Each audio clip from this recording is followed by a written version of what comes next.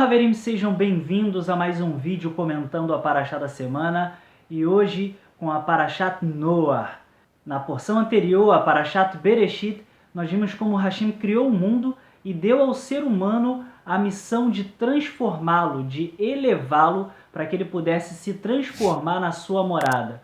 Vimos também como o ser humano rejeitou essa tarefa ao desobedecer a ordem divina de não comer do fruto da árvore do conhecimento do bem e do mal, e como seus descendentes se corromperam com imoralidade, idolatria e roubos, mergulhando o mundo em uma anarquia e sede de sangue.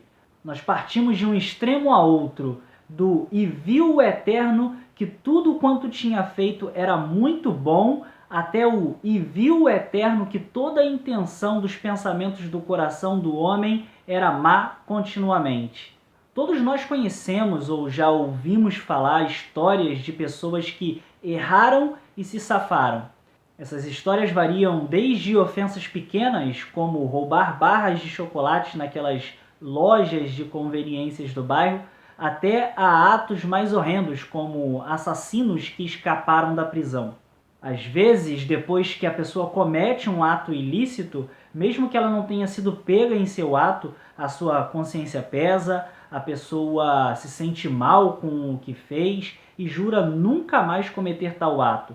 Mas existem outros tipos de pessoas que seguem um caminho diferente. Essas pessoas se sentem tão encorajadas por terem escapado da punição que continuam cometendo erros atrás de erros.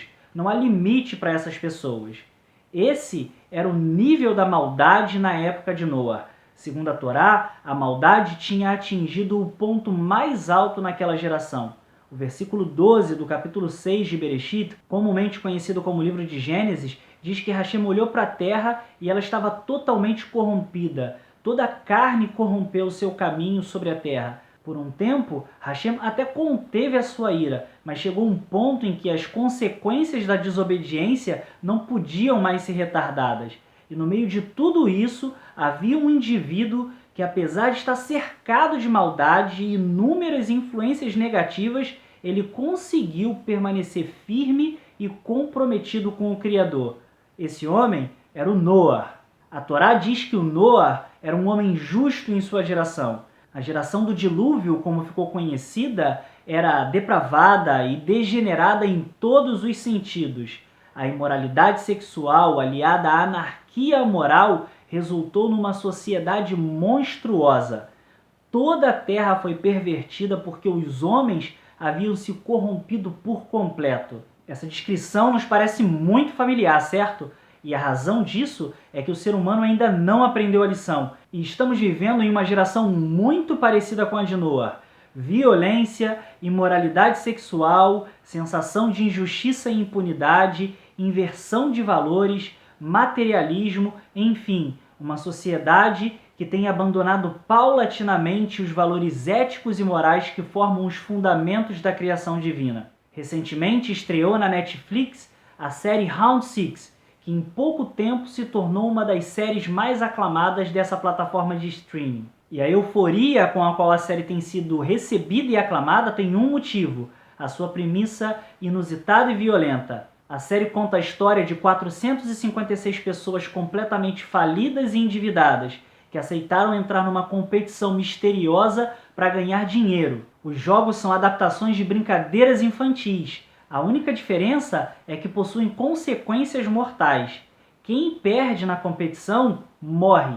Isso não parece intimidar a maioria dos participantes, que quando percebem que a cada morte mais dinheiro é acumulado, acabam se degradando mais ainda e matando uns aos outros. Segundo o diretor e roteirista da série, ele quis criticar o atual sistema capitalista em que vivemos, onde as pessoas fazem tudo por dinheiro e não têm limites para tirar vantagens uns dos outros.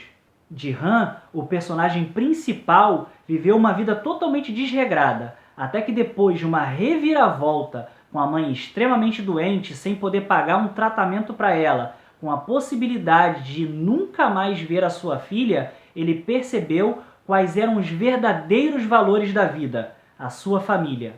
Na série, um dos responsáveis pelos jogos revela para Jihan como foi a ideia de criar os jogos. Ele diz que ele e seus amigos ricos estavam tão entediados e sem alegria que eles decidiram criar os jogos como uma forma de se divertir. Eles são os VIPs, um grupo de homens ricos que bebem uísque e contam piadas enquanto apostam e assistem pessoas desesperadas morrerem no jogo. Para eles, como a vida humana perdeu todo o significado, essa regra também deveria ser aplicada a todas as outras pessoas. Jihan é um homem extraordinário, porque mesmo tendo vencido o jogo, ele se recusa a seguir essas regras.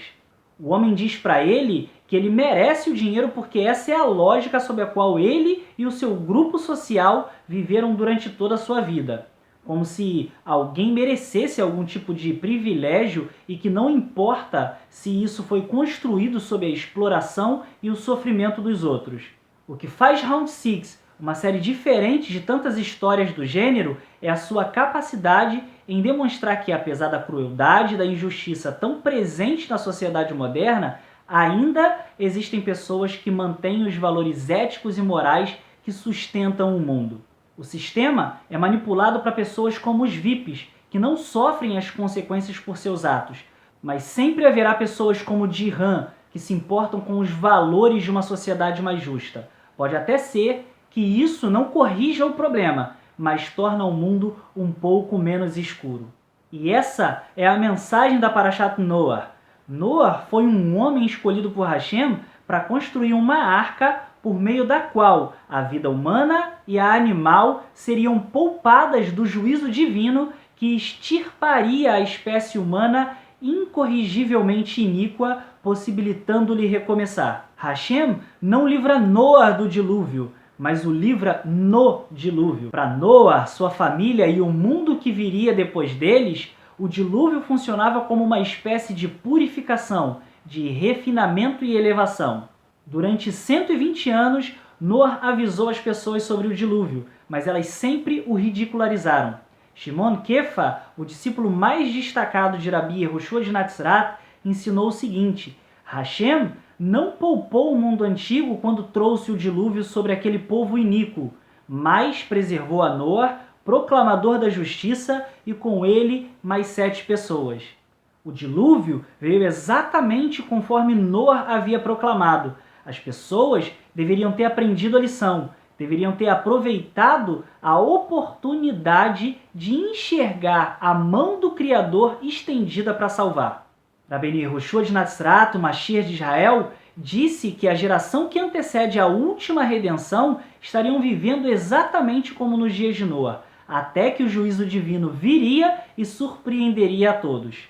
E esses são os tempos que nós estamos vivendo. A lição dessa parashá mantém-se perpetuamente relevante para todos os seres humanos.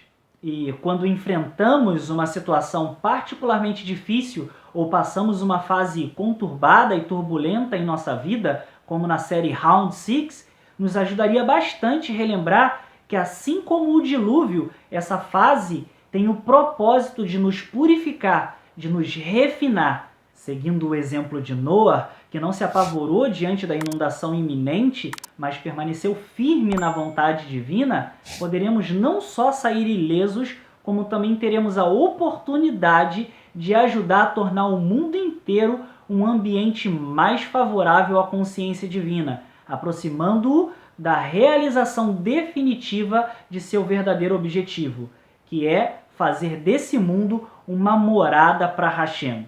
Shabbat Shalom.